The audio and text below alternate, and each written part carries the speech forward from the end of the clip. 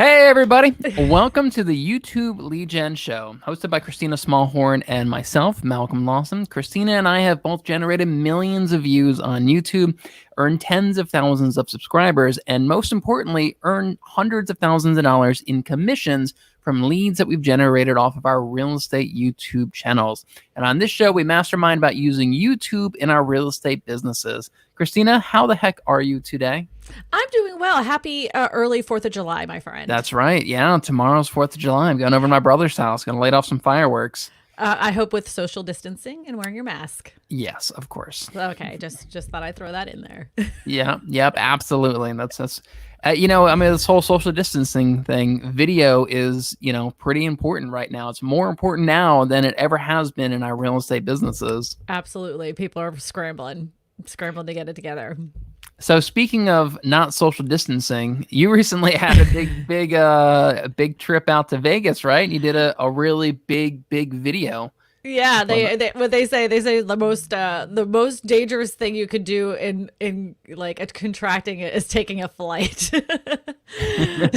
And I'm like so, ridiculous about it. I had the N95 mask, I had the goggles on. I mean, I didn't want to get it. I didn't get it. Which I was yeah. Congratulations! Yay! You flew in an airplane. You did the coronavirus. That's huge. So it was very interesting. Went to Las Vegas. Got there the first day. There isn't a lot of activity going on there. It was very strange to see the area. Just I bet. Yeah. Nobody there. It was hard to find anything to get to eat. So the only things that were open were fine dining restaurants. So it was like, that was a very expensive trip for my daughter and I, but we had a really great time. The company Boxable had flown me out there and we got to spend the whole day, one day filming their house setup. I thought we were going to be unloading it outside, but really thankfully we weren't unloading it outside because the temperature outside was 105 degrees. And when people say, well, there's no humidity, so it's a cooler 105. It's still 105 degrees. It's freaking hot. Like you're roasting. So everything stayed in their little like it's not a factory. It's like a hangar. It's really. And we got to unpack it inside there. And that was real interesting, very fun. I got to set it on fire. It's fire resistant. I saw that. Yeah. Got to set it on fire. I got to push out all the walls. It unpacks so quickly that I was like, I thought it was going to be one of those things that like went really fast as like speed ramp or whatever, fast forward, time lapse, Time lapse, and by the time everything was finished, it was like a 30-second time lapse. Oh. And I'm like, that's really stupid, like, so, but I did put it at the beginning of my video because I want people to see. I mean, it was no time whatsoever. Right. And the title of your video had something to do with that, right? It was, I built a home in 45 minutes. 48 minutes. 48 minutes. Because I wanted to be precise. It was 40. Yeah. It was 48 minutes. And I really did do it. And I mean, I was like, wow, this was really easy. Now, you do need like a little bit of a forklift to kind of pull the one little section down. But once that front section is down, it's super easy. And then you need another little crane to pull up the roof, the flat roof. And it seals together. And it is tight. Like there is no water penetrating in those where the head's folded in. I mean, and they've unpacked and packed that thing 100 times, and it's still just as tight as it was as many times as they've opened it and closed it. So that's it's awesome. Yeah, I mean, really interesting. That's so cool that they literally flew you out because of your YouTube channel. That they wanted you to fly out there just to make videos about their affordable house. Which is so cool. I mean, that's what like major YouTubers do is they plan these videos out in weeks in advance and they get huge budgets. And I mean, that's so cool that you had that, that's kind of your first step into being like a major YouTuber. Well, I hope so. They were real, they were real lenient with me on my creativity. They had no expectation of what they wanted the video to look like. They just knew that the first one did really well and they wanted to continue that type of traffic to their website because I have them on tape saying I turned them into $1 billion company. I have them saying that That's on huge. I know. So I'm making another website to with a something my friend was showing me, which is a media pack that will show what I do for what I've done for other companies to get their brand out there. And if they want to hire me to make a video for them, this is the expectations of what will happen, and they can hire me. So Yeah, I that's love what. that. Yeah. This can be such a major stepping stone for your YouTube channel and your YouTube career. Yes. I mean, I could even see them hiring you as like a full, like, I wouldn't be surprised if they offered you a job as like a full-time social media filmographer or something like that for their company. I would have to live out there, and I'm not moving to Las Vegas. Yeah. And but I will say that it was a great experience. I learned a lot from that because I never had done anything like that before. It was a lot, and I love the fact that they gave me the idea, like they gave me the creative. They said, we don't care what you do, we just want our names to be out there. You can be as creative as you want. And then when they were like, I said, you want me to send you the video after it's done? They're like, no, just put it out there. Love it. So I did, and they were like, that was so. He was like, you got some major editing skills. That was like really good. I'm like, thank you. That's cool. So how long do you think that you planned that video out for? Oh, Months? well, I didn't know about it until like 6 weeks prior. So I kept consulting with other people, and my plan that I had was not what when I got there was what I had planned in my head. So It never, yeah, it never goes to plan. no, it never does. So I kind of had to improvise on what I wanted to do. Like the intent was for me to be in a harness and hanging from the crane. Again, we weren't outside like we had originally intended to be. So that was impossible, but we were able to at least get the crane open enough that I could like actually physically hang from the hook of the crane, so some things just didn't really quite work out the way I wanted it to. And I think next time that I go, I mean, I had my daughter helping me, which she did a fantastic job, but I think I'm going to hire another, if that is a case, if I come out there, I'm going to hire a videographer that also shoots pictures to follow me around so we can get some other footage. Yeah, I love that. What do you think the total budget was? I know that they paid for a lot of that, pretty much for your flight out there and your hotel and everything. They paid for everything. I just made the video, Yeah, that's awesome. Yeah. Yeah, I mean, that's And so then cool. I get a commission because I have that affiliate link, so I get commissions off of that affiliate link as well. And then once they close, I get another check on top of that, which is going to God, be that's awesome. Yeah, I mean, that's profitable. that's how Extremely profitable. that's how you become a full-time YouTuber. Is you find creative business relationships and affiliate marketing. I mean, yeah, like that's a big company. Like you're kind of on the ground floor there. Like, yeah, you could literally make $100,000 a year just through your affiliate links for that company. Yes. That's huge. So now you got to find the next company like that. And that's why I'm starting a new website that's specifically tailored towards companies that are looking to hire me as somebody that would create a video for their housing projects, which and ties into my bigger goal, which is I'm going to get all of these companies to donate houses for the Right. homeless. So I'm building these relationships so I can get my thing back, because honestly, I'm pretty cheap in comparison to a lot of these people, extremely cheap. So, but my bigger goal is because I'm going to be like, hey, remember how inexpensive I was? I need you to give me a house. Right. Yeah. I mean, And I they'll watched do it. your They video will. and they were talking about deploying, mobile homes for like FEMA in case of an emergency or something. So Mhm. why couldn't get somebody else to donate a couple acres of land? They deploy a couple of their mobile homes, get them set up. Like, yeah, you absolutely could have a whole little community just for homeless veterans or anybody else. That's cool. I talked to a congressman in California, Oh, look at you. and they are intending to do that as well. I got them in contact with Boxable, so they just need to get these things. I'm like, get them on the damn production line. Once you guys are gonna be rolling in it once, and that was not a joke. What he was saying about Elon Musk, that was not a joke. Elon Musk liked one of his tweets Well, about. they contacted him. They want him to put the Boxables at his location in Texas, that rocket location in Texas. But since they're not in production right now, I mean, what's the point? Right. But he needs to get them like rolling now. But they found the space. They found the space. And like each of those relationships could be another video for you. You know, if they deploy 12 of these for homeless shelters, fly you out there, you make a video about it. If you can go down there and meet Elon Musk and help them, you know, make a little story about them setting up some temporary houses down there and testing these things out for potentially Mars one day, or moon bases. That's a whole video right there for you. Yeah. That is cool. So Yeah. Paul says, are you getting paid in stocks?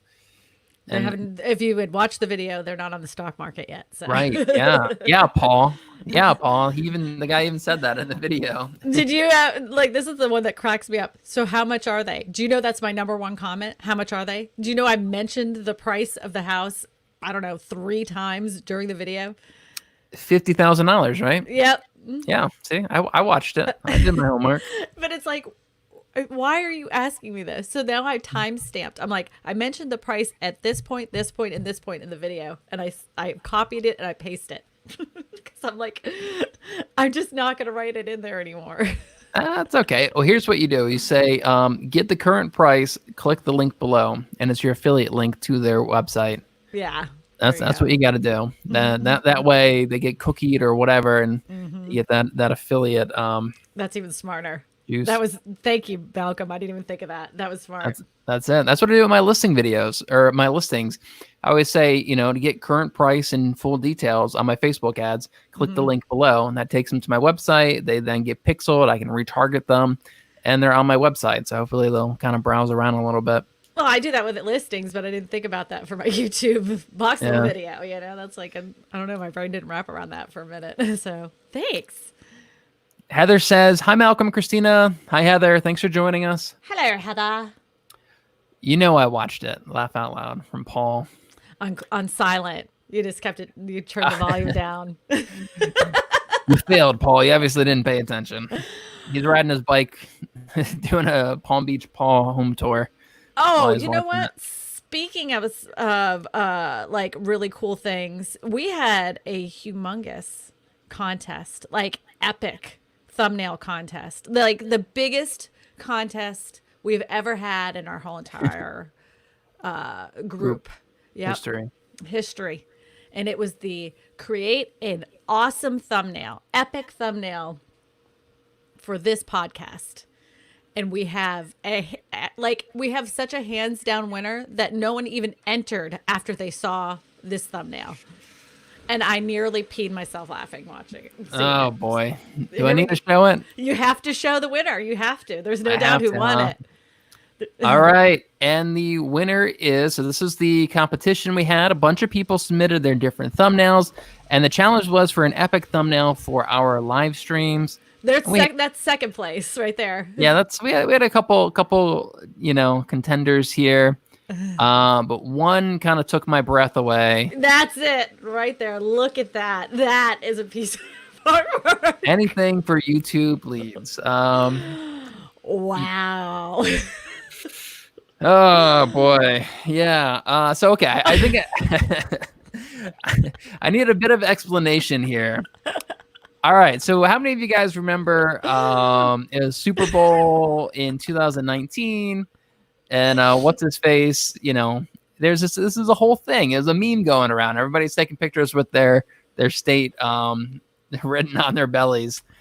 And I made one for Maryland. It did pretty well. Got shared, 2,500 times. 257 comments. So that's where this picture came from. I mean, that's a scroll stopper for sure. That would definitely get my attention. That wins hands down. And the thing is that once that came out, not even one person tried after that. They were like, forget it. I'm done. I'm not even gonna try to touch that. They're done. Like, winner. And if you look at the comments, everybody's like, winner, winner, winner, winner. No regrets. No, it says no regrets. No regrets. Yeah. Yep. Done. All right. Yep. I like that. So, Mr. James Walker for winning our little competition, you, sir, win a free channel evaluation. Yeah, but this is like the we're gonna spend some time on it. Oh, okay. Yeah, we're going to dive pretty deep into this, and Mm-hmm. we're going to tear your channel apart. Yep. We're gonna spend some time. Now I have to say I do like his banner. Yeah, that's not bad. Uh-huh. It's not bad. It's not Uh, bad. It's not easy to read, but it's not bad. I've seen like this is it looks professional. It's it's very classy. It says James Walker, he's a real estate agent, tells you where he's at. I'm a little confused by the wording. Victory means a little more here. On that part, maybe that has something to do with the no, area that he's a in. little mo her. Victory means a little mo her. Yeah, because it was cut off by his body. That whole section I think could go away. Maybe it's, Yeah. but other than that, I mean, I guess because it must be something significant to their area because obviously that's some kind of building, kind of like Um, the Austin sign. Maybe that's very, right. Yeah.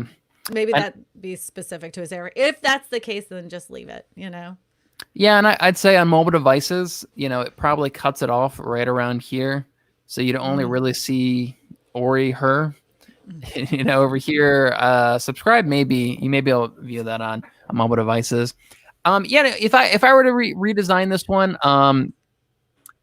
yeah, I would. I don't know what I would do. I mean, I would probably put the Fayetteville, North Carolina, and beyond. Like that's kind of a cool little tagline. I would make that bigger, make it much more easier, so that when you first look at it, that's what your eyes get drawn to is that location and kind of what the value is of the channel, right? So that statement should kind of summarize what the channel is going to be about.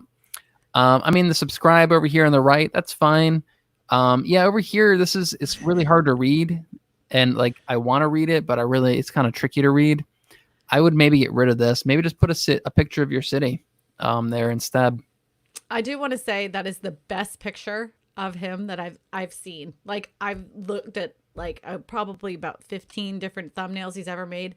That photo that's on that the lighting is perfect. You can see his features. That's the best personal picture of him that I've ever seen. Yeah, that's not bad. It looks very Mhm. happy. It looks like they took the picture in the middle of a laugh. Mhm. So yeah, that's not a bad picture at all. Mhm. So one thing I did notice is, when this is your homepage here, and when I scroll down, it looks like you haven't gone in and specified what playlist you want on your homepage. Mhm. So when somebody first goes to your channel, this is what they're going to be presented with, except for all this analytic stuff.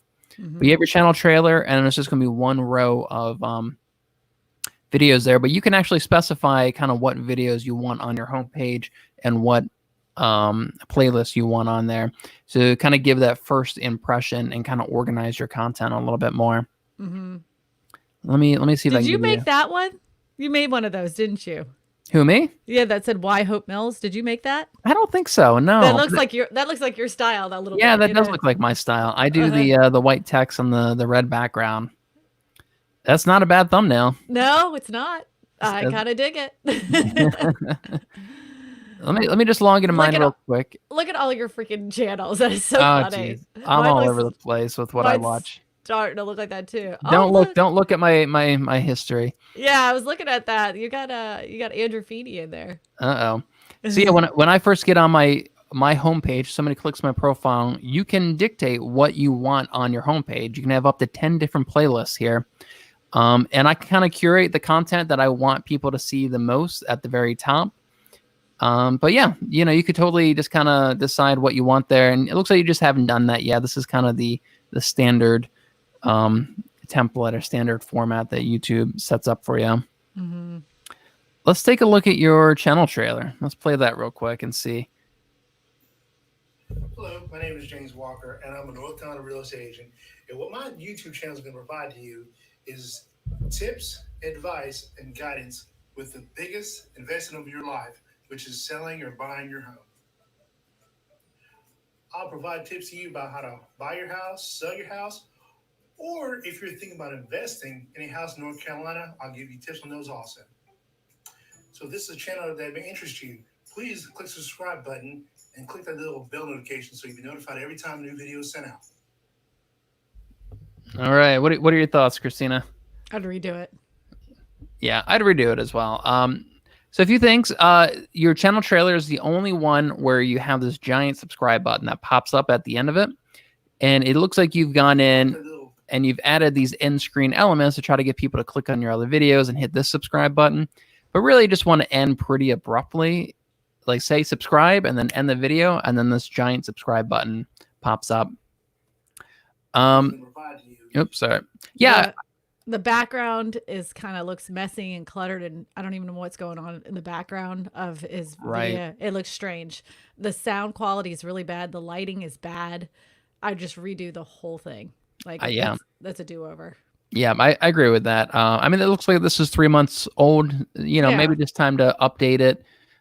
Go outside, go in your city. Even if you just did something on your phone, holding it in your phone, it would just look a little bit more professional than, I mean, it looks like your drawer is open back here and you got some stuff and you're just sitting on your bed maybe. Yeah. You know, it doesn't quite present that professional image that I think you could present. I would agree. I would go out and redo that. I like how short it is. I like that you just kind of get straight to the point and it's just what they're going to expect out of this channel. Subscribe. When he was talking, he said, what you're going to get from the channel is about buying and selling your home. And then he kind of reiterates that same exact sentence in a different format. So try to re-script that a little bit too. It's just that when you started that, it was probably about 3 months ago. Now you understand that. So you redo it, you know? Yeah. Like I did a couple different channel trailers. I don't even use them anymore. Once you get, like, for me, a channel trailer is once you get to a certain point, and you have some videos that have done really well, they're obviously a good representation of what your content is about. Take that top video, throw that at the top as your channel trailer. Yeah, that's a really easy shortcut right there. If you have a good video about moving to your city that's doing well, you know, you want that to be the first impression for people. You know, you could do that. Yeah, I'm kind of torn on channel trailers. A lot of big YouTubers don't use them, honestly. Well, but they'll put like a video that they're really super proud of, or they'll put a video that almost like a real quick speedy time lapse. If you know, I've noticed that with like vloggers, they kind of show them like a bunch of different places at once, and they're like, please consider subscribing. Again, 30 seconds, really quick. Almost like an intro, like an extended intro. That's what that looks like to me on a lot of channel trailers. I think they're kind of silly, to be honest. They automatically run. So when you click on somebody's channel, they already start playing automatically. And it annoys me to death. So the first thing I do is I'm like, God bless us. And I turn this sucker down, you know, I just want to see what's on their channels. I find them annoying personally. Yeah. But I do it. I mean, I just put my top performing video right at the top and like, yeah, that's me. That's what I've seen people do the video that gets them the most subscribers, and they put that. Yep. That's a Nick Nimmin tip. He says, whatever video is getting you the biggest turn in subscribers and views. Yeah. I'd say, you know, if your goal is, you know, my goal is to generate leads as well. And I think that's kind of why I do have the channel trailer, just to kind of make it clear I am a real estate agent. And one thing I like is that I have all my contact information at the top of that channel, that video's description. And YouTube shows your description next to your channel trailer. So it's kind of a shortcut to get your contact information displayed right there on your homepage. Yeah, you had said that before. That I thought that was pretty smart. Very smart. But I'm not like looking to get as many leads as I used to at the. Yeah, this is all about what your priorities are. Right. And yeah, mine, you know, my call to action is subscribe for more, you know, real estate advice videos, and then the subscribe button pops up. All right, let's go back to okay. Walker. Where were we? All right. What do you think? Okay. His thumbnail game has improved, but there is a lack of consistency of what his thumbnails are doing, you know, like, and I'm like this too. I'm very random. I'm trying to find my style. I think I'm getting a little bit more focused on it.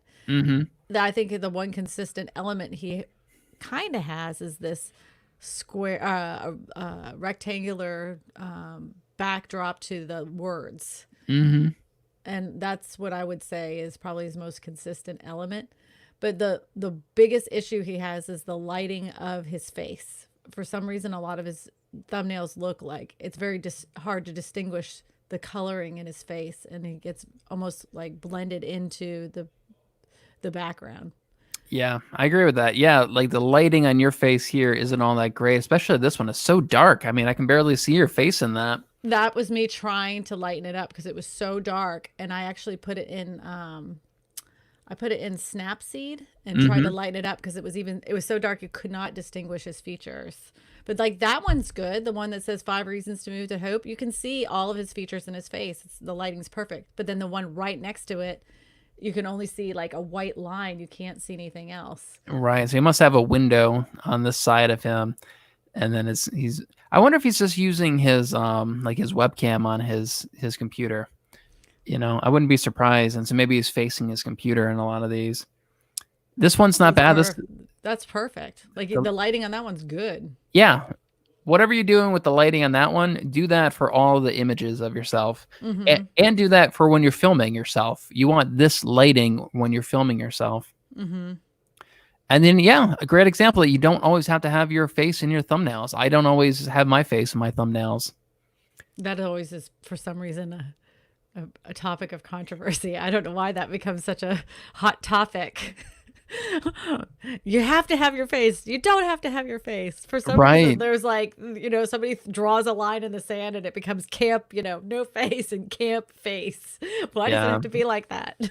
I've got plenty of videos that have done very, very well without my face in them. Yeah. It just kind of depends on the video, I guess. And sometimes you have to test it out and see if you see a change in your thumbnail and your click-through rate. You have to. Yeah, and it has to make sense. Okay, so like I have a series that I have done, which is called Real Estate Agent Reacts, right? So I react to different television shows that talk about real estate because they're hysterical and they're always ridiculous. Like they always sell the house in 15 minutes, And if I didn't show my face in the thumbnail, that would make absolutely no sense because it says in the title, Real Estate Agent Reacts. So if you're not reacting, what's the point? Right. Yeah, you're right. I mean, some of these, it makes sense to have something like this. Yeah, you don't need your face. No, I don't need my face. You know what's so funny about that particular video? See that one that says 5 container homes you can buy on Amazon under 40 or under 35,000, or I think it's under 40,000. When that video came out, literally it did terrible. And now it's starting to get like views. Like I think just a couple days ago it was at 5,000 views. So never get just too totally discouraged. I mean, it's a month old already and it's starting to get views. Yeah, it takes a while. My top video on my channel, it took 4 months before it really started getting any momentum. I mean, that does happen. And I don't know if you guys have noticed how often Christina changes out her thumbnails as well. Because they're that important. I've seen her create 5, 6, 7 thumbnails or more than that for some of these videos. And I go here and I see like every few days is a different thumbnail.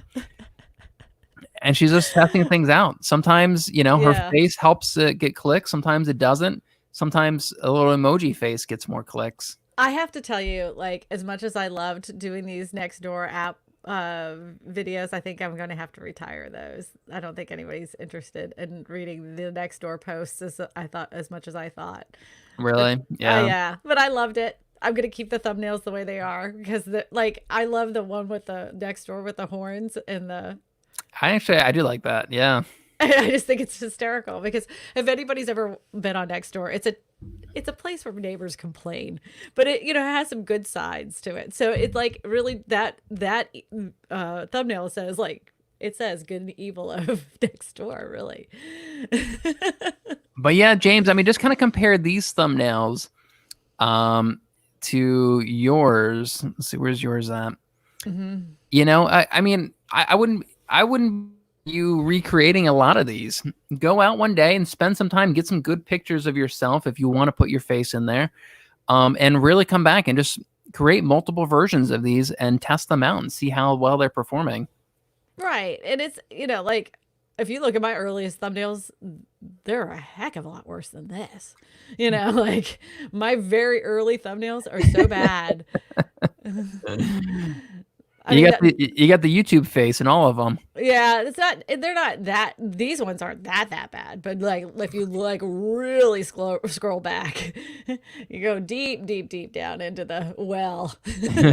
Years ago. That look at those right there, man. That is some magic.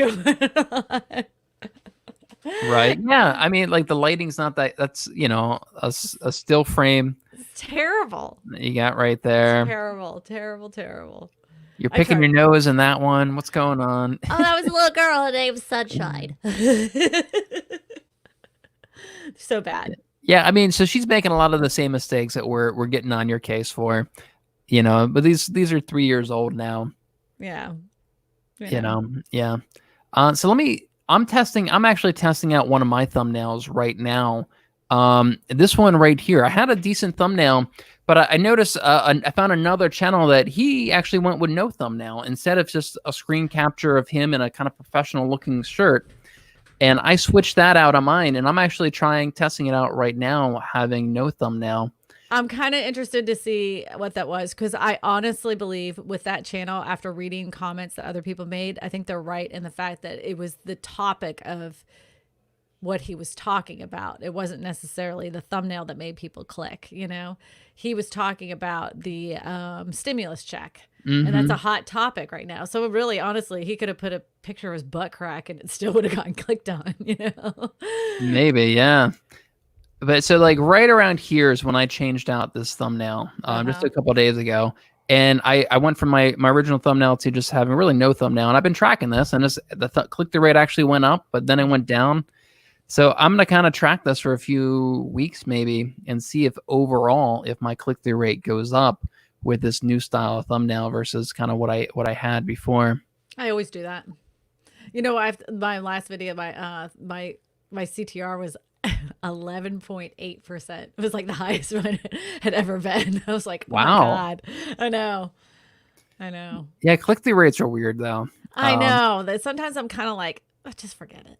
Like after a while I get kind of like, oh, I'm done. I think click-through rates are good to track when you're testing out two different thumbnails to see which one performed, best. But overall, I mean, I don't really obsess about my click-through rate all that much. I do at the beginning. Yeah. Okay. At the beginning, I can see that. So let's take a look at one of these videos here. So yeah, if I was you, I would go back and. I made this thumbnail, by the way. Oh, the latest one. Because he had I like this one. Yeah, that one's good. The one that looks exactly like yours. Yeah. Yes. Stroke your ego a little bit there, Malcolm. A little bit. So he had an original. Let me see if I can pull up his original thumbnail that I had looked at. Let's see. I'm having a brain fart in his name. James Walker. James. Okay, there we go. Well, while you do that, I think we got some comments here as well. Let's see. Here's watch TubeBuddy. Okay, that's TubeBuddy. That thumbnail is incredible. Yeah, that's one word for it. So I tell you what, let's pull up one of his videos and take a look. I can't hear it. And the first one I'm going to talk about is Talladega Nights, The Ballad of Ricky Bobby. If you're not first, you're last. I had to put this film first due to that quote. You came in, you said, if you ain't first, you're last. This movie stars Will Ferrell. Yeah, I like this so far. I like the topic. I have a video just like this: 10 top 10 movies made in Maryland. I think you probably got it from you. Oh. And that one did pretty well. It did pretty well on Facebook as well. So as far as your video yourself, I would actually try to flip yourself around. You have the light source behind you instead of in front of you. And that's a pretty big difference. Let me show you. Let me show you what my video here looks like if I take the light source away. Me too. We'll do the same thing together. Ready? Right. Yeah, this is kind of the light source that he has going on. Yeah. and it's just nowhere near as impactful or as it's not the right mood for it either. This is kind of like creepy and dark and moody. Like like we look like gamers. Like, hey, did you go ahead and bring all the soda and all the gummy bears and make sure it's sour candy because we're gonna be sitting there just gaming all night. That's it. We're like low budget gamers. Though. Yeah, that one's a nice setup. Nice. Here we go. It's amazing what a little light can do. Yeah, man. Having the light in front of you makes a huge, huge difference. The mood and the feeling and the professionalism of your video. And like a really easy way to do that is to flip your camera around so you have the light source from the window shining on your face instead of in the back of your head. You don't have any light source on your face right now. The only light is like maybe a little bit bouncing off of like your walls and stuff. Like lighting's pretty important. Mr. Walker, if you're watching this, I want you to contact me. If you will pay for the shipping, I will gladly give you my old Yeti microphone so you can have better audio for your videos. Oh, old Yeti. That's what I've got. I've got the blue Yeti. Yeah, it's this. This is the original. Like, this is when they first came out. There's actually no difference between the current Blue Yeti and this one. They just changed the colors. So if you're interested in having this, please contact me, pay for the shipping, and I will gladly send this to you. It's like a $200 mic too. They're pretty expensive, the Yeti, Blue Yetis. But they do really good audio quality. Yeah, so maybe that's something else that'll help out your audio. And you need to get, I would also invest, James, invest in a softbox. This is a softbox, and this is what I use to light myself and also to light my background. I have one of these right there shining down on me. Get at least one of these. Look, Malcolm, look at your screen. I got those too. Yeah, you got them there. When I'm filming, I use those. You've actually got a cheaper version too, don't you? You just have like some fluorescent lights that you use. Yes. That's what's lighting me right now, is some fluorescent lights. But Yeah. I found that because with my mirrorless camera, if I just use the fluorescent lights, I look jaundice. So I had to use the softbox lights above me so I didn't look jaundice. The mic I am using right now is the Rode Podcaster. Ooh. And honest to God, this is the best. This is the best microphone. I'm like, ah. Every time when people are like, oh, I'd like to get Christina on here. And then I get on there. I'm like, hello, everybody. They're like, ooh, your sound is amazing. I'm like, thank you. I get that too with my mic. So I'll be honest, I didn't really research mics all that much before I bought mine. On my voice. Why? Why do you hate it? Oh, you just don't like how it sounds? Well, and it also picks up. A rat could fart in the wall and you hear it. Yeah. Like Eddie could be in the kitchen and you hear him just as clear as day through the microphone because of this. And this one doesn't encompass everybody talking all the way around, but this one does, man. It picks up everything. So make sure you have a good sound in your room. I will suggest that if you are going to record anything and you don't have a room that's soundproof, go into your master closet, and because you're surrounded by clothes, and sit on the floor and record a voiceover in there. I do it all the time. Every voiceover I've ever done is in my master closet. Yeah, and throw a blanket over your head too if you want to. That works. Yep. So with the Blue Yeti that I have, it has a little setting back here, so it will only pick up audio on this side of the microphone and not that side. Does yours do that? It's the same thing. Okay, well that's good. So that's one feature I really like, because when you're doing a live stream like this or a Zoom call, people are always wearing headphones, and that's so that their microphone doesn't pick up the audio from the computer. But since this only picks up the audio on this side, I don't need to put headphones on. Does your Rode mic do that? Is it directional like that, or does it pick up in all directions? Well, the thing is the computer I'm on right now doesn't have speakers. It doesn't have speakers, and that's the only reason I use the headphones. Gotcha. And the reason I don't do speakers is that it had like an interference with the microphones. Just like it had like a hum, like it was really low frequency hum, and it was driving me crazy. So I was like, forget it. All right, let me hide that. Yeah, so Rode mic is what I use on top of my DSLR camera. So all my videos that I record, I use the Rode Video Mic Pro. And this is like an older version. They have a newer version that's even better now. Hey, you get the same thing. Yeah, it's the best. Yeah, I love look at it. that. I'm pretty happy with it. I think it's fantastic. Now, I had an older version. I'm not going to lie. And this was the older version. Like, this is wicked old. So old that it was driving me insane. And then I had, like a little duct tape on it and stuff. This is the old version of the Rode. This works as well. There's nothing wrong with this. But this is much better. Like, this one is much better than this one. So yeah, and I'm pretty happy with mine. Those are really a lot of big YouTubers use these mics. The newer version. So the problem with this is you have to turn it on and off every time you use it, and I always forget to turn it off. Always. I've drained this battery so many times. The newer version turns on and off automatically when your camera is turned on and off. But I still heard that it takes a minute, so you're still likely to drain out a battery. Oh, gotcha. Okay. Yeah. It goes in it uses less battery. It goes in a standby mode. So you're still draining the battery, but it's not as heavy as it was before. Yeah, I've drained out some batteries. I always have extra 9 volts in my bag, and I have actually 2 in my purse because of that. Yeah, and then you've got the Rode, the Go, right? Yeah, the GoPro. Yep, I have that as well. I don't know if it's in here. No, I've looked into those, like little lapel mics that clip onto your Go or your camera. These are fantastic, but I use a Sennheiser microphone so the thing is, you can just use this, clip it to your shirt, and you can just use that. But I find that it catches all the sounds of my hair or any kind of movement. So I still use a lapel mic, but it still allows me to be able to walk away from the camera very far away. And the Sennheiser microphone is the best with it. I've used a couple other microphones, lapel mics, and they have they're okay. But the Sennheiser really does encompass that sound without any background noise. It doesn't pick up on your hair sounds. This is the best setup as far as a lapel mic setup for your camera. But it's pricey. I mean, like, it takes time. Like, I would not have done this at the beginning. Absolutely not.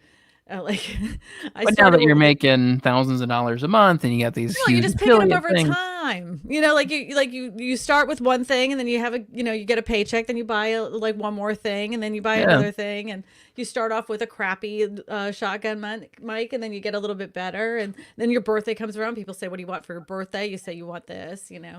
I'm easy to buy for. I'm like, I want this. I mean, a few months ago, we started this live stream. Like, we didn't make excuses. I just started with the built-in camera and the built-in microphone. And then a few months later, I upgraded to a better microphone. And now I've upgraded to a better camera for the live stream. And you know why that happened? Because he couldn't stand the fact that I sounded and looked better than he did. It was driving me crazy. It was eating him alive. And that is no lie. That is no lie. Anyway, let's get back to Mr. James Walker here.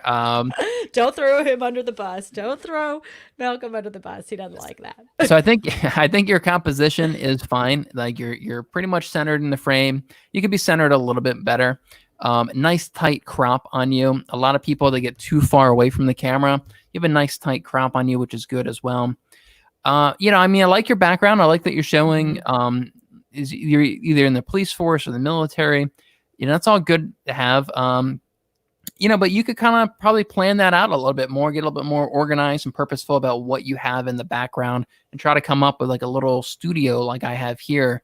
Maybe some shelves. You see where there's licenses? Maybe a couple little shelves there, in different little placement, little angled placement. What I would do, if I was you and you're not looking to invest in any more money, it looks like you have your computer or your camera up against a wall, like right behind the camera. I would flip it around, turn that wall into the background wall of your studio, put your camera in front of your window, and then just use that natural light from the window. And that'd be one really simple thing to do. Take some of that, the badges and the police memorabilia, and put it up against that wall behind you. I want to show something. You see right there in the corner where it says TubeBuddy SEO score is 100. You see the green circle? Oh, okay. Yeah. So this just proves my fact just proves my point about tags and SEO scores. He has 35 views on that, and he has a perfect 100 in SEO score from TubeMidi. Oh, look at that. Yeah. I mean, you can have the most epic, perfect, spend a lot of time SEO on a video. It isn't what gets a video like watched. You know, it's just not as great as his SEO score is. That's not if you're wanting those huge views and stuff like that. Just, you really have to think about the video's title, the video itself to keep people interesting, and the thumbnail. Those three things are going to get your video seen a heck of a lot more than trying to spend a lot of time finding the magic soup of keywords. I've said it 1,000 times, and I'll say it 1,000 more. 100%. Yeah. YouTube wants people to click on your videos and watch them. And those two things, and SEO really didn't have any factor in people clicking on your video and watching them. And so, you know, I'd guess that people are not, well, it's only been out for a week or so. So let me ask you, what do you think about his title? 9 movies made in North Carolina. Okay. I'm not wild about it. I was gonna say, it's just like, great, you know, not like, what's compelling about that? What's compelling about it? There's nothing compelling about it. So 9 movies you would not believe are made in North Carolina. Yes. 9 movies that will shock you that were actually made in North Carolina. 9 Hollywood movies made in North Carolina. Or why 9? Can't you round it up to 10? 10 biggest Hollywood movies made in North Carolina. These movies were made in North Carolina, and you won't believe it. Right. Yeah. You won't believe the 9 biggest movies. That's getting a little long. Yeah. But yeah, something you could spice that up a little bit. You need a little bit of oregano. A little bit of oregano, a little basil, spice it up a bit. Some garlic. When I use numbers in my titles, I like to actually show the number. Yes. So I would put the number 9. It's a title. I would capitalize every word in a title. It's not a sentence. It's a title. Correct. And add one more word in here to spice it up. Is it an adjective? Adjectives describe stuff. So 9 biggest movies, 9 best movies, top 9 movies. Epic movies. 9 movies you won't believe were made in North Carolina, or 9 movies you didn't know were filmed in, hey, how about filmed in North Carolina? You keep having this Max Headroom moment, by the way. Like every once in a while, you're just like, zzz, like it's super quick. Oh, really I saw that. I noticed that too. So this is the first time I'm really using my new camera setup here. It does kind of glitches out. Yeah, there it was. Yeah. I don't know what that is. The Matrix. It's the Matrix. So yeah, man, your titles are really important on YouTube. Let's take a look at some of your other titles while we're talking about them. 10 real estate lingo vocabulary, every buyer, and so it's a little long, right? You want to keep it under 55 characters so we can actually read it all. I would say it's a little confusing as well. 10 real estate lingo vocabulary. I've thought about making a video like this as well, and I was going to do something like 10 words you should know before buying a home. Something like that. 10 real estate terms nobody ever hears, or 10 real estate terms you must know so you get the best deal. Right. Or can you tie some money into it? Like, yeah, that's what I'm saying. That's why I said best deal. Like, how can I make real estate terms that could cost you thousands, or not knowing these 10 real estate words could cost you thousands. That would be it. Yeah. 10 real estate lingo vocabulary, every buyer, and it's kind of confusing. And it looks like maybe you're trying to optimize it for search. So you're trying to optimize it for real estate lingo and real estate vocabulary, but you have to optimize it for the click. That's the most important thing. And even if it says 10 real estate words, it could still rank for real estate lingo and real estate vocabulary. Like, YouTube's smart enough to know that lingo, vocabulary, words are all the same thing. It all means the same thing. Yes. Yep. So okay. We have 5 reasons to move to Hope Mills, North Carolina. Yeah, it's not bad. I'm okay 5 with that. reasons why Hope Mills is super awesome in North Carolina. Yeah, I mean, you can make it a little bit more clickable. Again, capitalize everything. These are not sentences or titles. Capitalize every word. Right. So 5 reasons to move to Hope Mills, North Carolina. So I'd say you can shorten that to NC.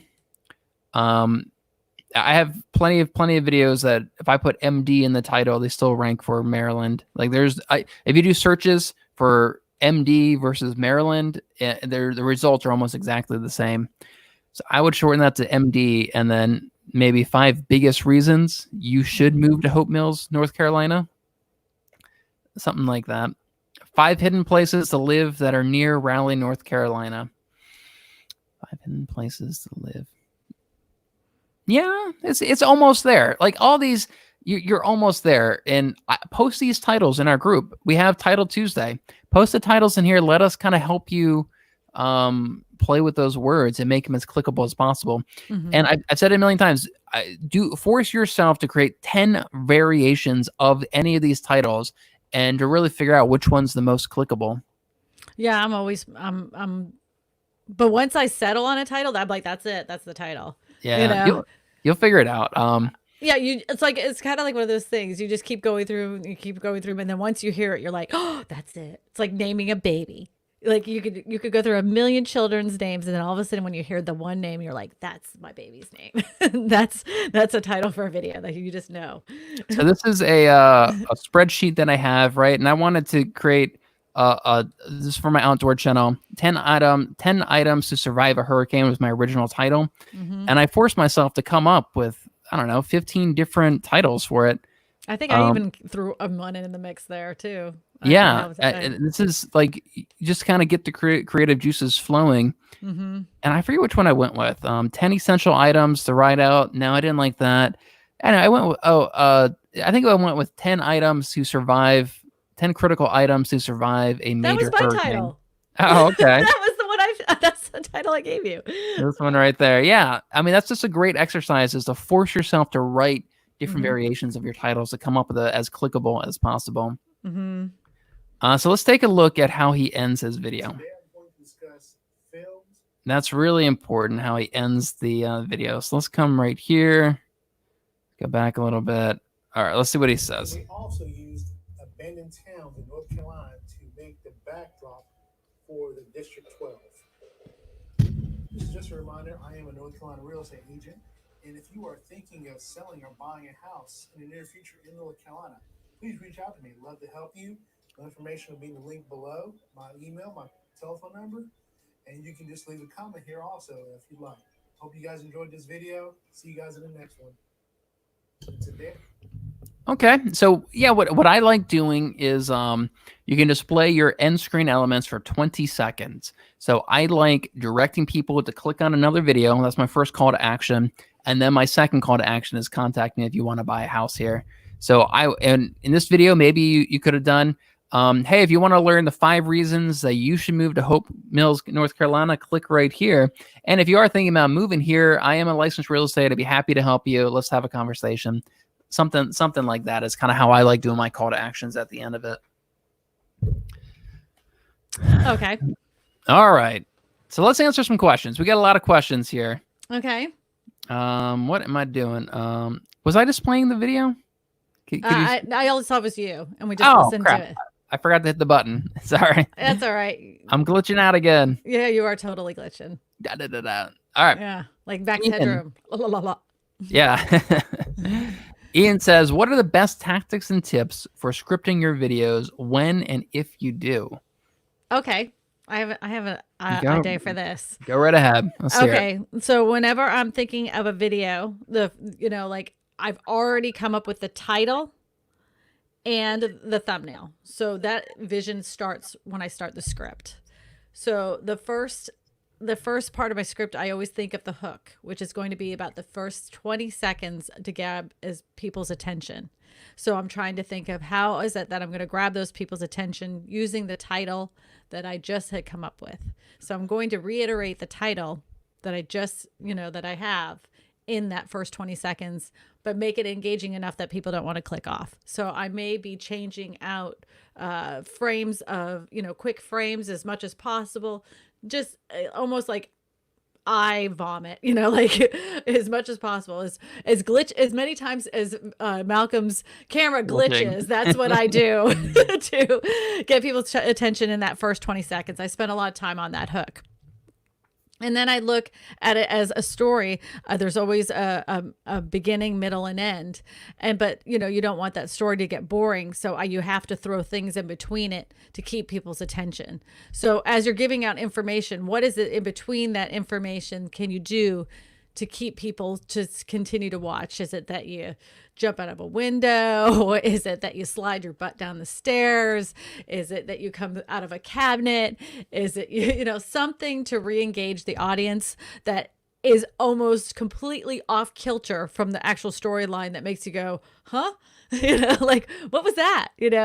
That makes them re-engage your content. And then at the end, it's your end hook to me is just the same much as excitement as the beginning. Something is just as distracting and like, oh my God, what's going on at the end as it was at the beginning. So that's what I try to do. Yeah, I try to do something very similar. You want to get their attention in the beginning. Notice a lot of YouTubers, they have many more cuts in the first like 30 seconds than they do in any other 30 seconds in the rest of the video. If you look at my last video, it's the same. Like I have a ton of cuts in there. Yeah. And when I script out my videos, I really have two different techniques that I use. One is I just do bullet points and I just kind of wing it and I kind of know a topic very well and I just kind of talk about it. And when I do that, I still script out like the hook and the very intro word for word. And I already script out kind of the ending of like what video I'm going to direct people to word for word. And then kind of the middle part is just kind of bullet points. I don't forget to talk about a topic and I kind of wing it. Mm-hmm. The other method I use is that I do script out every word. And I do that if I'm talking about something very specific, like numbers. If I am talking about a lot of numbers, I crunch the math beforehand and I make sure I get those right. Because if you screw up some numbers in a video, so you're going to get a million comments saying, "Oh, that's not right. You don't know what you're talking about." I put the sticky note of the exact number. Right. I do. I put a sticky note on right below the camera lens that shows the exact number. So that way there is, because if it's $49,500, I don't want to say $50,000 because it's $49,500 and that $500 means something to people. Yeah. So those are the two techniques I use: bullet points, and then sometimes I'll do a verbatim where I script out every word. If I do that, usually what I'll do is I'll read a sentence and then I'll say that sentence. Then I'll read another sentence, I'll say the sentence, and I'll just have a whole bunch of jump cuts in my videos. And jump cuts are perfectly fine. That's like part of the YouTube culture. People are okay with jump cuts. You don't have to do everything in one take. I've seen some knuckleheads try to do an entire video in like one take. And like you can tell that they're straining and there's a long uncomfortable pause and it's like, this is painful to watch. Yeah. I'd much rather your energy be up and have consistent communication throughout the entire time rather than having some long pauses and some muttering and some just a really awkward video just to make it all in one take. Chop that thing up. My boxable guest, he pauses for a long time before he says the next sentence. I have to just sit there and cut out all of that. It was a lot. Yeah. And the one thing that I do when I talk, I go, and I do that. So obnoxious. I do that too. When I have my cuts, I smack my lips before I start talking. I can see it when I'm editing. I see this little spike. Yeah. And I've seen other people do that as well, and they don't edit that out. And so I always make sure I cut it right after I see this little spike of me going. Why do we do that? I don't know if that's like a new thing for me, Max Headroom. Yeah, what is going on with my glitchingness? I don't know. It's all about that glitch. That stinks, though. Yeah, I got a Wi-Fi repeater back here. I didn't connect to it though. Oh, that could be it. It could have something to do with my upload speeds. All right, so Heather says, here's a question: TubeBuddy versus Uber Suggest versus keywords everywhere. What's your number one use for each? Oh, that is a good question. TubeBuddy I use for thumbnail comparison. vidIQ I use for the whatever tags they recommend because I don't spend any time on tags. And all of that keyword research I spend on zero time. Zero time. I know it's a thing for people, and I know that a lot of people have been taught that, you know, you have to find this magical soup of SEO keywords, but Christina says, no, I've wasted years of my life making perfectly SEO videos that got me barely any views. So Christina says no. Yeah, so I used to do a lot of SEO stuff. I use TubeBuddy. No, actually, I use Keywords Everywhere for because it overlays Google, which is really nice. And I did that for a lot of like just research for ideas of videos. And that's all I used it for, is really just ideas for videos to see what people are looking for, so I can provide an answer to their questions about that. Correct. I don't really, as far as like tags in your videos and stuff, I don't use Keywords Everywhere. Uber suggests to figure out like the top search tags and use those or anything like that. I don't really do that anymore. TubeBuddy, We did. I did. That was a technique, but it's like just like anything, it's an old technique that does not work anymore. It worked then, it does not work now. I know people are still teaching it, but they're not teaching it correctly because it doesn't work. You're wasting your time. It's a big time waster. Yeah, it's more important to get people to click on your video than it is to optimize it for all these different things. YouTube is literally analyzing your entire video frame by frame. Correct. And analyzing what's in the video, and that's the data that they really use for determining what your video is about. And they also look at your transcript of your video, and that's the data that they really use. They put far more weight in that data than they do the data that you're providing it. Correct.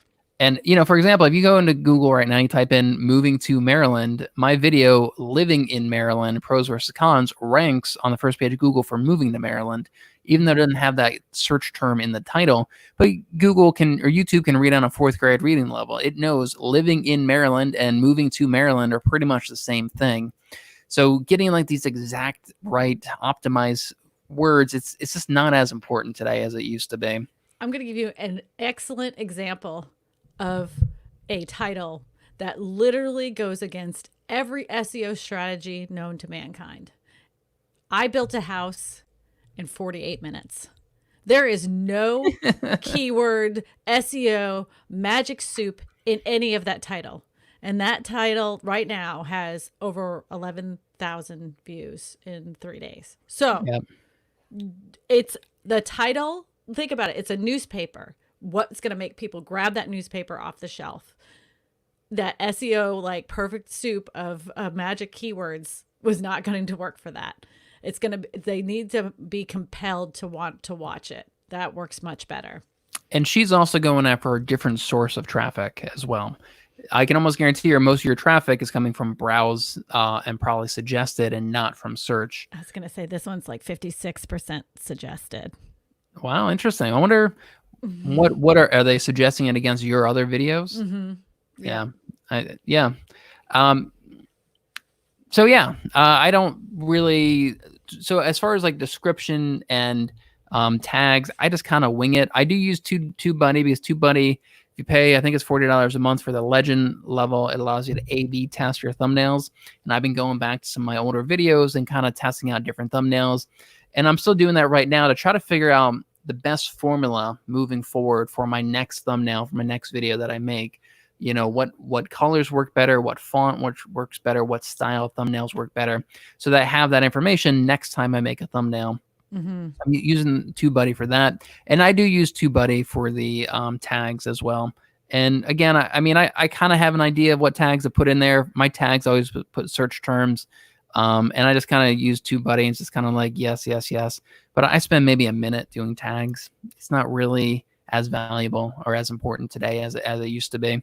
So really, overall, I mainly use these kind of tools just for ideas for videos, and not so much to figure out the exact words to put in your description and your tags. Yeah, I like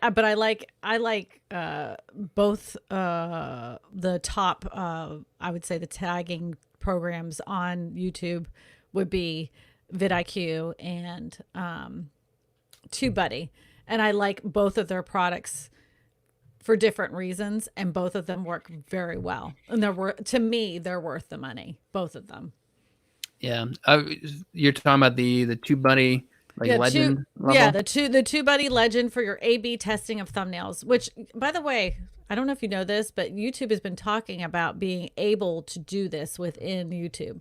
They're testing it out. It's a beta test feature. This is one of those things they've been saying.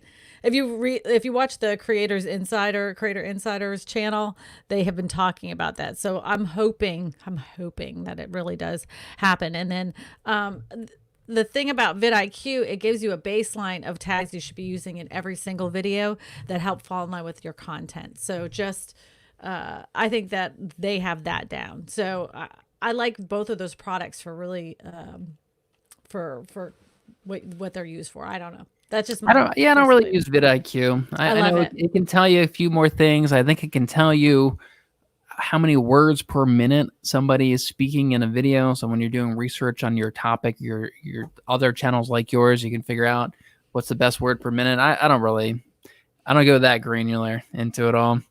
Yeah, I like them both for different reasons, but I do like them both equally. So let me show you some TubeBuddy. So these are some A/B tests that I've ran on my real estate channel. And so like this one here is a kind of a great example. I thought both of these were really solid thumbnails. I was in the military, so there's a picture of me in there, and it tested it out. And out of these two, I thought they're both pretty solid, but this one just got a better click-through rate. The first one, the one that says big VA loans. The top one did, yeah. Huh? I would have not thought that myself. Oh, now I will be honest. So the number of clicks that you get on when you're doing this stuff, that matters as well. So really, that ended up only being 15 clicks versus 14 clicks. That may not be enough data to really give you a really accurate representation of that. But these are the kind of tests that I'll run on some of my videos. This was a good one. I made one about the coronavirus, and out of 38 views and 166 views, it determined that this top one is much better, showing the house and showing a downward arrow. Because a lot of people don't know what the heck this is, or even know that that's supposed to be the coronavirus. I love the virus. It's pretty, actually. It's kind of pretty, isn't it? Yeah. Yeah, to me, it looks like something you put in your Christmas tree or hang on your front door as a wreath decoration. This one I was testing out having text in your thumbnail versus not having any text. It actually wasn't that big of a difference on this one. Yeah, sometimes they're not. But having the text is just a little bit more effective. It's the money. Ellen has a question. All right, one sec. Let me back out of this.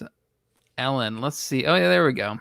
Ellen, will you guys do training about how to use the analytics at some point? And this is my biggest struggle. Which reports are best? How to find information I need, etc. Yeah, we can do that. The right now for everybody, there's like, if you're not like over 10,000 subscribers, there's two analytics you really need to pay attention to. One of them is, of course, your click-through rate, and the second one is your audience retention. That should be your main focal point. All the rest of them you can get into it at a later date. But when you look at that graph, for instance, you see there's like a little like hockey stick, like how is it you could make that less of a hockey stick? Like those are the kinds of things you need to think about, because he's losing that many people during a hook, which really isn't that bad. I'm just saying a lot of people's is like, Yeah. So yeah, this one's not bad. This is a 54% audience retention.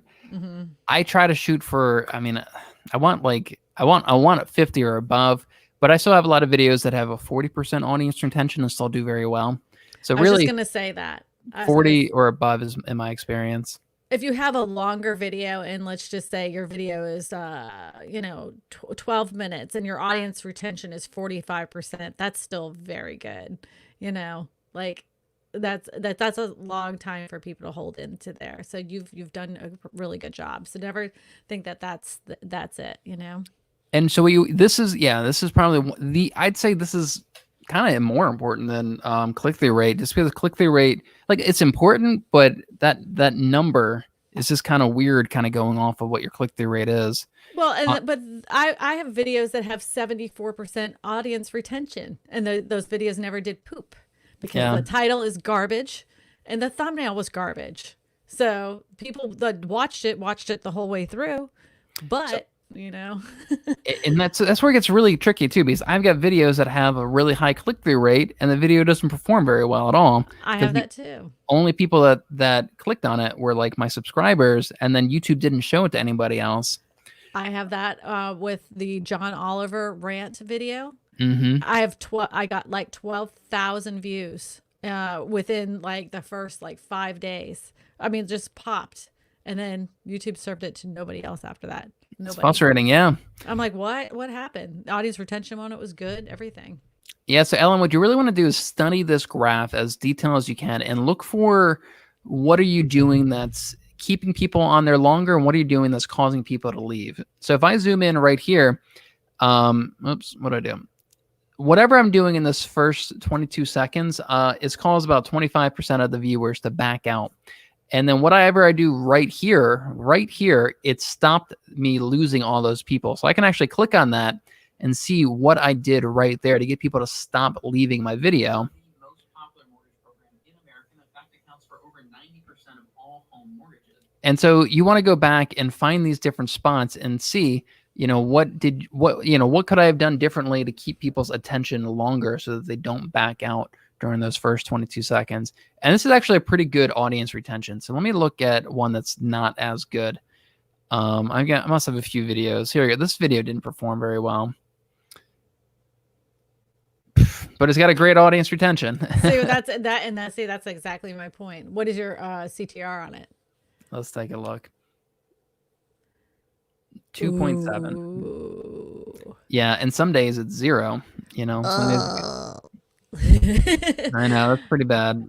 You may want to if it was me, I'd retweak the title and the thumbnail. Yeah. I think that just the idea for the video wasn't all that great. How 0% federal rate impacts you and why it scares me.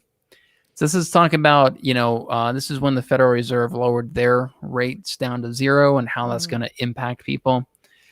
And it was topical. And now it's never going to come back. Like, let it go.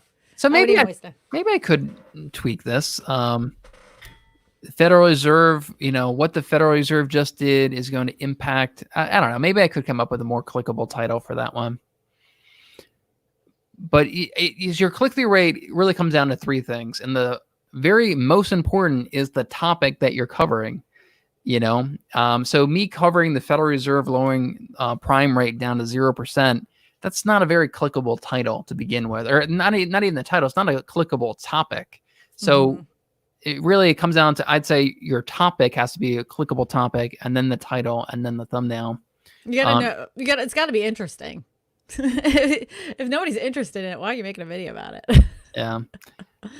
So this is another one. I lost a lot of people right there in the first handful of seconds. But then everything else was a pretty nice slow decline. And you can see here that my ending was a little long. That, is like a 40-second ending, and you can see people backing out as I'm kind of rambling on with all my call to actions. My last, it's the last 10 seconds. I don't use 20 seconds. I use 10 seconds to get my end screens and everything up. That's what I do. And then this click-through rate again. Yeah, I got some days I got 0, and then it jumps up, kind of all over the place. But I think this video is still. Oh no, this one's not doing very well. But I'd say your audience retention is going to be one of the most important ones. Your click-through rate, it's important to know that click-through rate is important. But the reason I say don't focus too much on the actual number, because this is my best performing video and it's got a terrible click-through rate. And as YouTube started showing it to more and more people, my click-through rate dropped. It was, around 6-7%. Then it started getting tens of thousands, hundreds of thousands of views, and my click-through rate dropped. And now that my views it's not getting as many daily views, now my click-through rate's going up. That even with my most recent video, when I first put it out, of course it was like 11.8%, and I think now it's at like 6 or 7%. You know, so I mean it's because they're serving it to a little bit more people. This is a great example though, because you can see that it's pretty level right here, and then right around here is when it really starts dropping off with people abandoning my video right around the 3-minute mark. So I could go back and see, like, okay, what did I do different? Right around here is when it stopped. I did something in the video that started causing people to leave the video. So yeah, this is probably the most important, or one of them at least, to really study. Everything else, yeah, I mean, traffic source is a nice thing to look at. But as you're starting out and you're making videos, those are your key numbers. Like you hear everybody talk about all the other stuff. You need to figure once you figured out your pattern and you've gotten your editing style down, and you like the titles, the click-through rate, your audience retention are the most important factors that you need to be looking at. Don't worry about the rest of it just yet. Yeah. And yeah, I mean, with click-through rate, that topic of the video that's the biggest thing. And a lot of big YouTubers, they literally just spend all day just thinking of what's the most clickable topic of a video that I can make. I know. And that's what it comes down to. Me making a video about prime rate going down to 0 and how the Federal Reserve is going to impact you. Like it's not a very clickable topic. If I made a video about second stimulus check announced, here's all the details, that would probably get a lot of clicks. It does. Yeah. Anything about stimulus checks right now. Like if you go to Meet Kevin, go to his channel, because it's real estate investing, and he is browbeating the death out of the stimulus check. Yeah, I got to jump on that bandwagon. I got to start making more videos about that. Because yeah, if you don't know, like this is kind of the direction that I want to take my YouTube channel personally. Is kind of making, and see, he stopped doing fancy thumbnails as well. He's just kind of doing just screen captures. And he's, man, look, one day ago, he's just uploading just tons of content. And so much of it's just about these dumb second round of stimulus checks. Scroll down just a smidge. Wow, he really did change his thumbnails. Yeah, and I'll tell you why. It's because of that guy, Clear Value Tax. Wow. Look at that. And I mean, I'm not going to lie. I click on his videos. I'll watch 2 or 3 of his videos a day. But another thing I want to point out, there is literally no words. Yeah. None. Maybe that now we're getting into words, which was, how old are those videos? 2 months ago. But now his newest videos, no words. Yeah, I think, he's just been quarantined, so he's just been pumping out the content. Well, he has somebody edit them for him. I mean, obviously. Probably. Yeah, you go back a few months, then he gets more into like the actual typical thumbnails that you see. Yeah, this is what he, kind of his typical thumbnails. But there's a guy called Clear Value Tax, and he's just realized that if he just makes videos about freaking stimulus checks, he gets hundreds of thousands of clicks, and he's a pretty new channel, but this is all his thumbnails are. And some of them get 600,000, 60,000, 30,000, 500,000 views. And then he has one fancy thumbnail. Look. Right. Smack dab in the middle. And it didn't do nearly as well as the other ones. So sometimes you need to just kind of understand your audience. You do need to test these things out. I'd say most of the time the fancy thumbnails is the way to go. But I guess in this case, when you're talking about taxes and boring topics, finance, people may be okay with just a picture of a guy in a suit. Yeah. And if you go back, he used to have the much more fancy things, but really once the pandemic started, 2 months ago, he just started pumping out the content. And yeah, so anyway, I've been thinking about doing this kind of stuff as well on my channel. Just start making stimulus check update videos. Yeah, I don't know. That's all he does. That's all he does now. Yeah. So what's good? So here's the thing though. After all this stuff is said and done, he may be stuck with like 600,000 subscribers, but all they were interested in is the stimulus check. And then when he starts uploading other content about finances, they may not be interested in that at all. I know. He may be shooting himself in the foot here. I have I know somebody who did a channel specifically because of when the coronavirus started, and he has a TikTok channel, and he kept talking about before it even had started was the numbers of coronavirus that were coming out of Wuhan. So he kept beating this, and then people wanted more updates and like, why aren't you doing more updates? So he's like, my TikTok will be full of updates on this. You know what? I'm gonna move this over to YouTube now. He gained 50,000 subscribers just like that. I mean, just like that. And, he started a Discord channel. He started selling merch and everything else. Well, nobody cares about no one wants to hear about the numbers anymore. Nobody wants to hear about the gloom and doom, and now he's treading water, trying to create other videos that tie along with this. And I'm not sure how much she's going to make it after that. And then my other friend, Elle, she did the same thing because she was a DIY channel. Yeah. And she because of her own mind, she started making that kind of content prior to everything happening. And her channel blew up because she was one of the first ones to do it. And she did it because she was highly concerned. Like she's always been a prepper. So when all these, she had come out with the DIYs, hand sanitizers and all that stuff months before it all started. So then her channel took off because of that. She doesn't know what to do with it because she's like, how to make a DIY button. That's what she does. Or how to make a DIY hair bow, how to make a DIY, like she's a DIY channel that got caught up in the pandemic stuff, mostly because she was interested in it. And it gained her a lot of subscribers, but now it's kind of like, now what do you do with it? I'm kind of sick of hearing about the pandemic. I'm sick of making content about it as well. Yeah. I'm in the same boat. On my outdoor channel. So this is a video I did a couple months ago. It did really well. I got almost 1 million views about DIY face masks.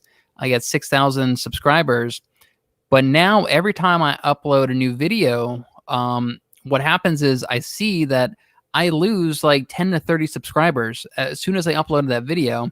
And then that number slowly goes up. I start gaining more subscribers from that. Every video I upload, I lose 7 subscribers. Literally, as soon as I publish, I lose instantly 7 subscribers. And the first days of my analytics, it says that I've lost like 7 to 10 subscribers. And then all of a sudden, the next day, it says I gained 30. So, right. It's like over time, I'm always a net gain. But at the very start, I always lose them. And it's fine. I mean, you've had big videos too. Big videos all about mobile homes or manufactured homes or whatever. Tiny homes, manufactured homes, modular homes. So people could lose interest in that topic, or they, maybe they thought my channel's, I don't know. Yeah, that's probably it. People kind of lose interest in your topic. So that's pretty common. Sometimes though, I get like, I'll be asked to be like on a podcast or something like that. And so people subscribe because they're like, oh, I heard that girl. And then they watch a few of my videos and they're like, oh, and then they forget that they were subscribed to me. And then it comes up and they're like, oh, I wanted to unsubscribe to that because they're really a gamer, but they were really excited to hear somebody that went from 3,000 subscribers to 30,000 subscribers in a short period of time. So they're interested to see what I did. So they subscribed and then they're like, I have no interest in this crap. So they unsubscribe, which is fine. Totally fine. You can't win them all. Yeah. Yep. I'm the same way.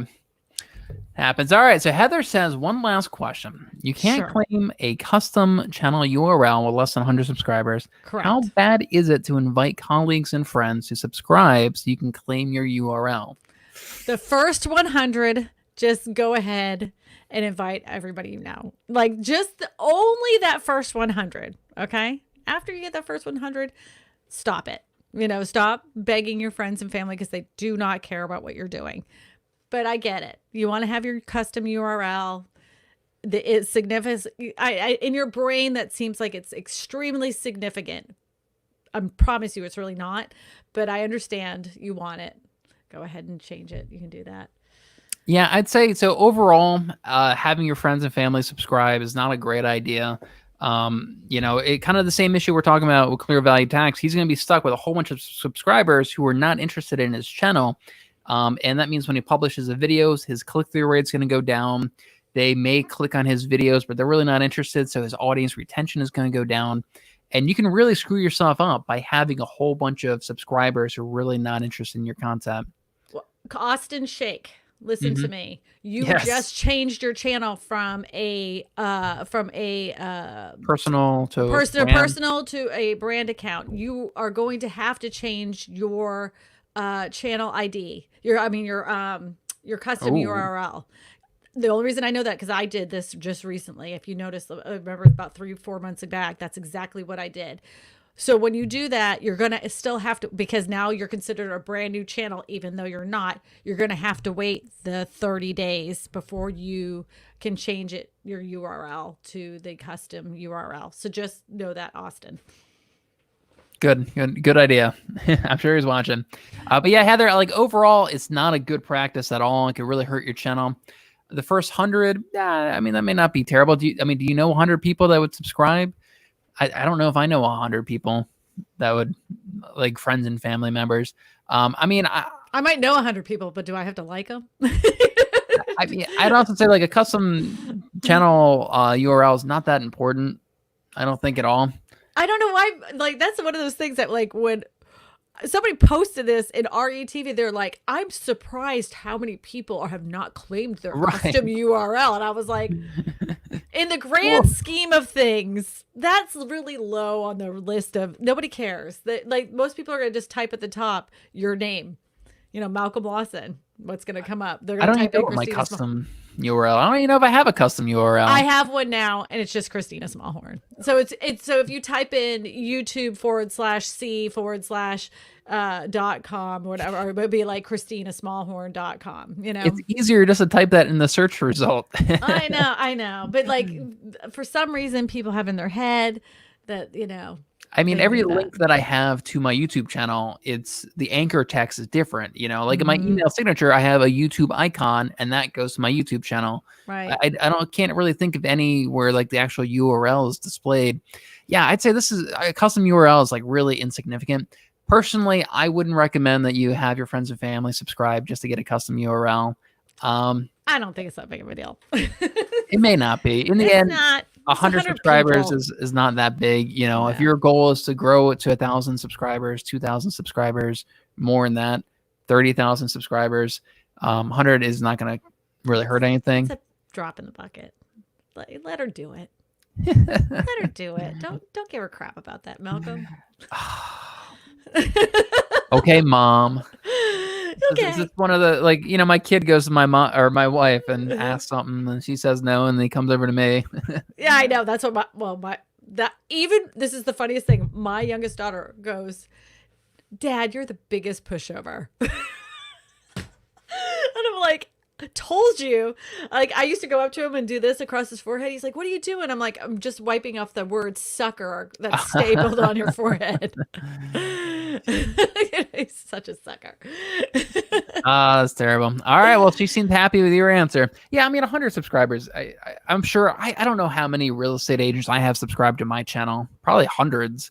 Well, I know I do now, but I never have ever, not once asked a real estate agent to subscribe to my channel. Yeah. I would say I have a YouTube channel. You're more than welcome to go over there and subscribe, but I never was like, here's the link to my channel. Will you watch my video, please? I never did any of that. I've got a new channel that I'm starting just for my city specifically. And the goal is to generate me leads. I don't want anybody to know about that channel. I don't tell other real estate agents about that channel because I specifically don't want them subscribing to it. Just because I don't know how badly it hurts your analytics, but it certainly can't help them, your analytics. No, I just want the truest, bestest fans. I would rather have like really awesome fans. The real estate agents don't really care about my content because it's about real estate.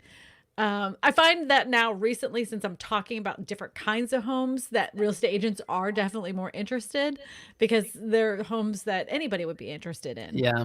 Real estate agents are not, but... And that's kind of how, like, I know I must have hundreds of real estate agents, if not 1,000, subscribed, unfortunately. But knowing that, that's also kind of why I pivoted my channel to be more about like real estate finance. And I've had a lot of real estate agents like comment on my videos, like, wow, I never knew that. That's great advice. I can tell my clients. Oh, that thing about, I've said it all the time, the REITs. I was like that. The REITs, yeah. Love that. Said that right to my husband, and we went and bought some REITs. We did. That was a great video. I'm like, how did I not know this all this time? I felt stupid. I got a bunch more videos that I need to make. I just have not, man, I've been so swamped at work the last few months. Yeah, but I'm finally being a real estate agent is freaking hard. Sucks sometimes, doesn't it? Oh my gosh. I was like, I've been selling houses and I was showing houses and I was writing contracts and I was getting things listed and under contract. And I was like, man, I don't have any time for my videos. And that was the hardest thing about that video too, because I was swamped with real estate stuff. And I was like, all I want to do is focus on this freaking video. And I couldn't, it was like, I was stressed out. Oh, I was too, and I'm buying a house right now, and this house needs a lot of renovations. You bought that house, didn't you? Yeah, I did. Oh yeah. You were buying a house, so I thought you hadn't bought it yet. I was like, how did they let you move in before you bought it? We bought it, but it had a bunch of issues. It needs a whole new septic. It has radon. It needs new flues for the fireplace. So we're managing a bunch of contractors right now. There are excuses why I haven't uploaded a video on my real estate channel in like a month. But this goes back to the content, how important is a schedule?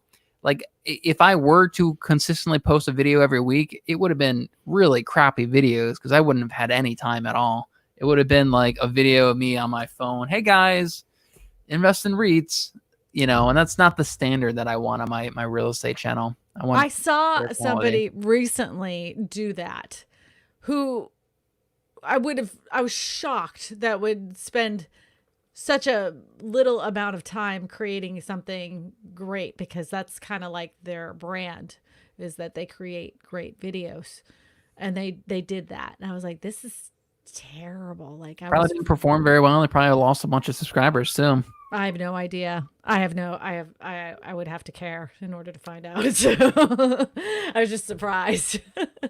Well, I think that may be a good place to end it. An hour and a half. Did we do that again? Man. We're up to an hour and a half. That's pretty good. Oh, you know what? We never even talked about the process of creating a thumbnail. That was the whole idea of this stupid. What's the next competition? You want to do another competition, right? Yes, the next competition. I'll do another live stream right after this, is so that people know what the competition is. But the competition is the most engaging title that has to do with your area. Ooh. So it has to be the best clickable title for your area. Let's say your city's name in it. Right. Yeah. It has to have your city's name in it. So, top reasons why you want to live in Minneapolis, Minnesota. 10 unsolved mysteries in Annapolis, Maryland. Yep. Unsolved murders in Annapolis, Maryland. So my video, I have a video, top 10 abandoned places in Maryland. And that's a very clickable title, and I get that. That's one of my better performing videos. It's like 50,000 views. And you cannot steal Malcolm's title in order to win. That does not work. So yeah, that's going to be our next contest, and I will live stream that so people know, because most people haven't made it to the end of this. We're up to 7 people watching. Yeah, okay. I like that. I like that. So the most clickable title that you can come up with about your city. Correct. Or maybe state or your area or something. Yeah, I like that. Yeah, I got to think about that now. Yeah. Can I enter? Can I enter on my own competition? Well, what's the prize? High five. Yeah. All right. The glowing admiration of the mods. Yeah. Yeah, we got to get some other people on this live stream next time. Yeah, I'm getting boring. No, never. It's totally fine. There's days when if you've edited a video of yourself for a long period of time, at some point I took off my earphones, I threw them on the ground. I'm like, I'm so sick of hearing my own voice right now.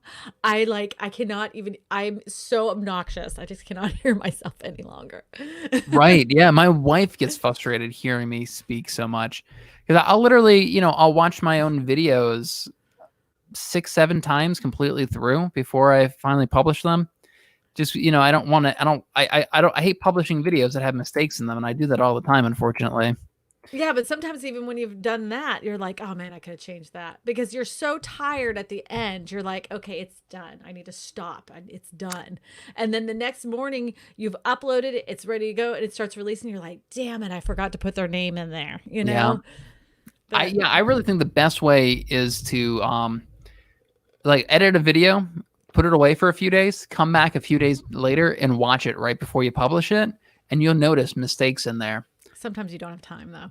Yeah, I know. It's my last video that I did was a 20-minute long video. So it was like an hour worth of content. What am I saying? You just shot an incredibly long video. How many hours do you think it took you to edit that latest video? 3 solid days. I bet. I believe it. I taught believe myself it. some stuff. There was some things in there that I had never done before. You know, like the shooting of the eye, like the laser beams out of the eyes, and Right.